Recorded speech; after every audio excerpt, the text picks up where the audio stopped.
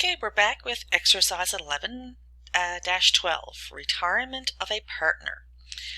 Barth, Holt, and Tran had been partners of a ski, snowboard, and mountain bike shop in Whistler, BC called Storm. Based on the partnership agreement, they share profit and losses in a 6-to-2 ratio.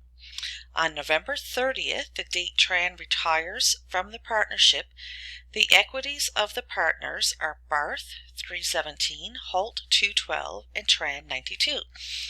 Present journal entries to record Tran's retirement under each of the following unrelated assumptions.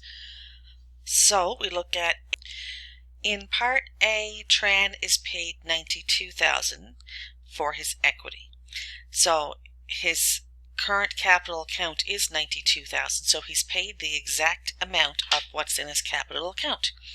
So we reduce his capital account by debiting that account. We credit cash to show the cash that was being paid to him, and that's the entire entry. In Part B, he's being paid $124,000. So there's still $92,000 in his partner in his capital account. So he has 92. That part's the same.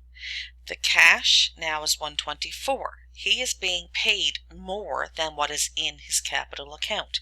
So the excess that he is being paid has to be covered by the remaining two partners, and they share everything on a 6-to-2 ratio.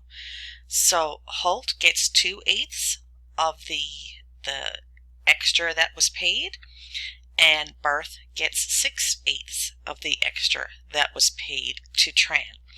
And this is a debit to their account, so it reduces their capital account.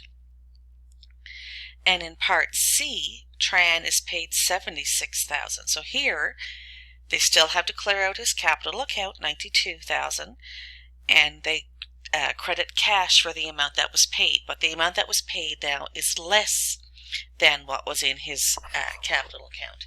So in essence, now what we're doing is we're taking that excess capital that's there, and we're reallocating that on that same basis. 2/8 to Holt and 6/8 goes to Bart.